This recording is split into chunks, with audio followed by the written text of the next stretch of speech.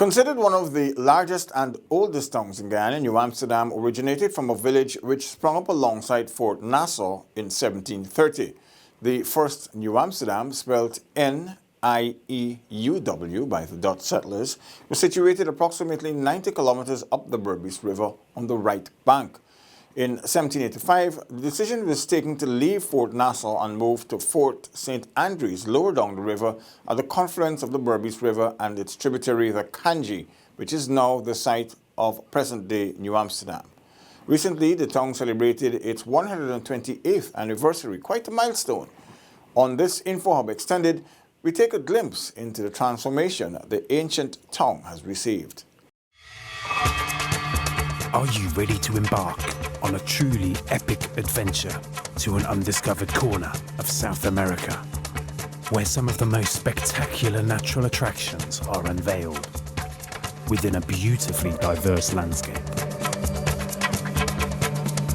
From the wetlands and savannas to the ancient mountains, magnificent waterways and lush enriching rainforest would provide a vast playground for some of the most exotic and breathtaking creatures on the planet, including many of the world's giant species. This untouched land of mystery and wonder serves up an exclusive experience for travelers. So are you ready for a new, awe-inspiring adventure? Welcome back to nature. Welcome to Guyana.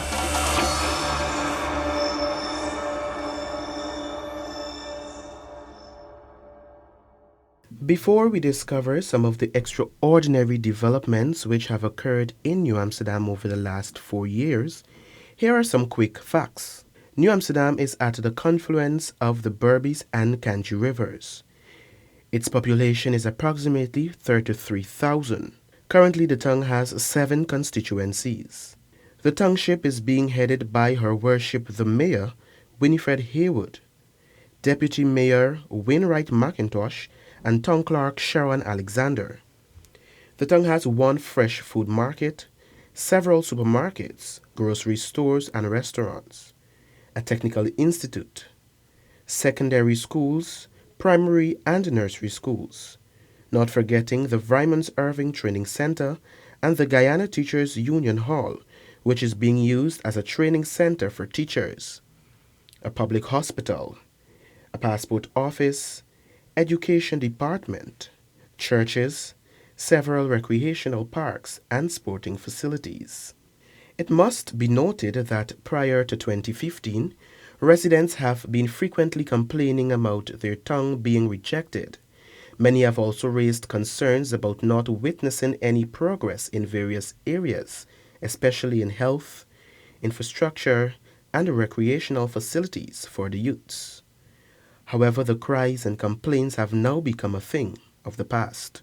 Her Worship the Mayor of New Amsterdam, Winifred Haywood, has emphasized her commitment towards improving public infrastructure and services of the town and generally elevating the standard of living of the residents. It is timely that New Amsterdam should move forward now and go back to its former glory, and that is why the government is trying its best to ensure that we have support in the town with the developments. During the 128th celebration of the town, special invited guest, His Excellency, President David Granger, also declared that the town of New Amsterdam has seen measurable progress over the last 4 years. Citizens of this town and residents of this region can come here to get their passports, improve public education, public health, public infrastructure, recreation, sport, water supply. Let's now examine some of these upgrades. Close to 1,000 LED streetlights were installed in 7 constituencies of the town. This was a collaborative effort between the Ministry of Communities and the New Amsterdam municipality. It has been years, not 1 or 2, but years the streets of New Amsterdam were extremely dark at nights. However, following the installation of street lights in several communities, approximately 3,000 residents are benefiting from this initiative. And as a youth growing up, especially from the community where I am from, on Guys Avenue, we hadn't much, in fact, we hadn't any kind of light on, good roads and regular flowing water, but now we can boast of many lights. We have lights so much. We're seeing street lights, and I think that is good of the coalition.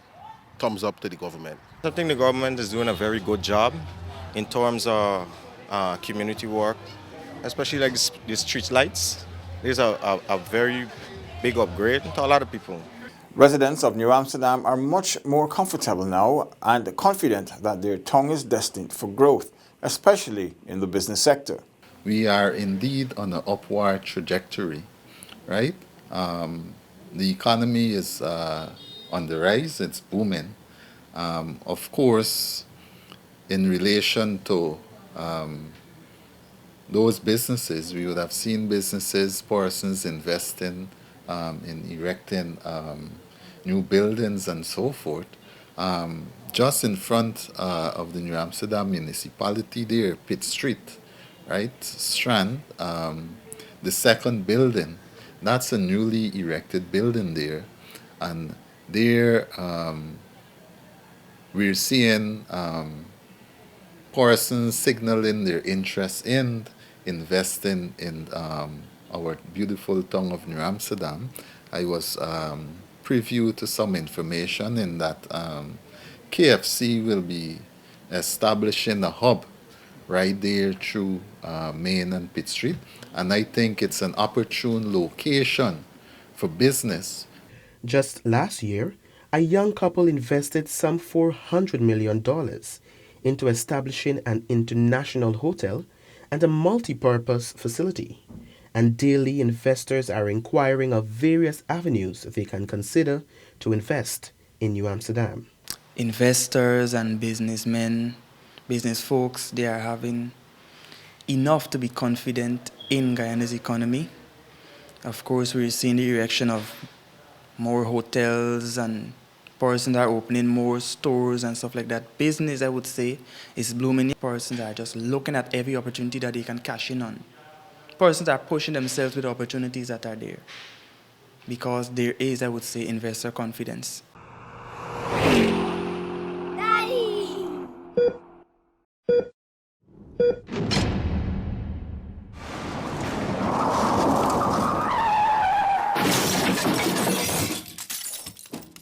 Let's now look at what's been happening in the education sector in New Amsterdam. His Excellency President David Granger described the town as the education capital for the East Berbice Quarantine area. More than 33% of the region's secondary school children come to school in New Amsterdam. The town has 18 nursery, primary, and secondary schools, and it provides education services for over 5,000 students every day, from the coast and from the rivers and from the town itself. New Amsterdam is bearing a heavy burden of education of this region. New Amsterdam has the potential to become a dynamo of economic development. Millions of dollars have been invested into this sector, which has resulted in significant improvements in the classrooms. Since I was a student here at Multi to present working as a teacher, I can say without a doubt that the education system has actually developed because things that we're doing now, we weren't doing it before because most of the time now, we involve more student practical. Back in the day, it was just you study for something, you teach the students something and then they go and write a written test. But now we involve the students more practically so that they can overcome various problems that they face. I think the president has been pushing feverishly the education initiative. And under that, he has the buses, the bicycles, the breakfast, the boat, and it is helping people who are in need. Regional Executive Officer Ms. Kim Williams-Stephen highlighted works completed at the various institutions. She said the rehabilitation project previously undertaken by the region at several schools in New Amsterdam are in keeping with the head of state's aim to elevate every learning facility to a state that is conducive to learning. There are a number of technical standards that ought to be met, and as it relates to sanitary facilities, as it relates to TVET programs and stuff like that. And so the administration would have budgeted to do some construction of sanitary blocks at the Vrymansurfen Secondary School, at the All Saints Primary School, and this would have been in the sum of 6.5 million and 5 million respectively. The regional executive officer also disclosed that over $11 million was expended to expand the technical drawing classroom at the Berbice Educational Institute.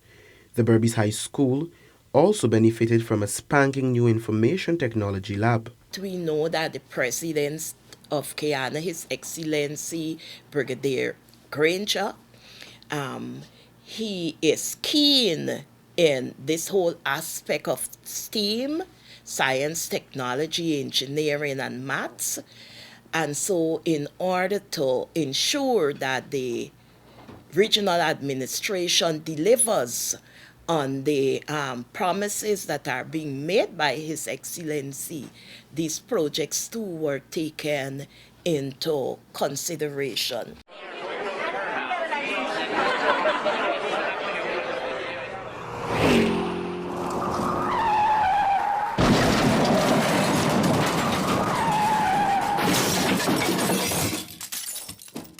Apart from better infrastructure, the installation of street lights, adequate water supplies, feeding initiatives, and more, New Amsterdam residents now receive satisfactory health services.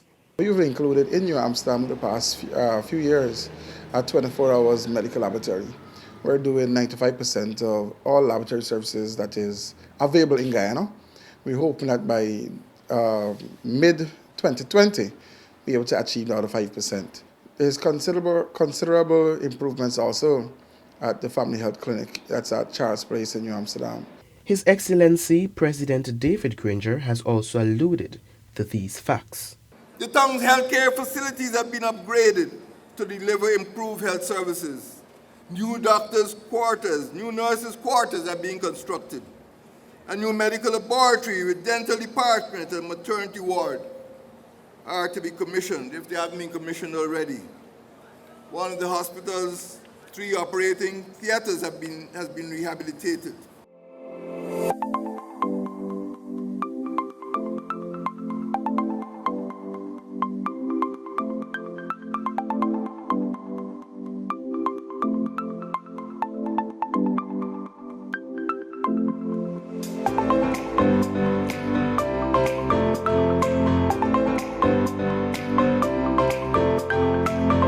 Overall, these improvements have been welcomed by all who live and work in the town of New Amsterdam.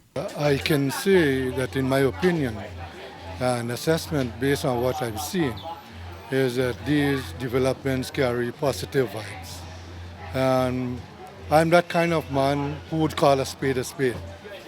If I see something that is not in my liking, I will tell you about it.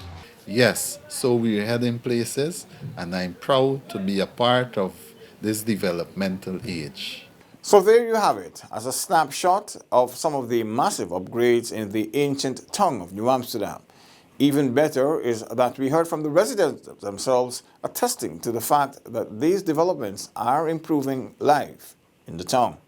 This has been InfoHub Extended. Thanks for watching. Goodbye.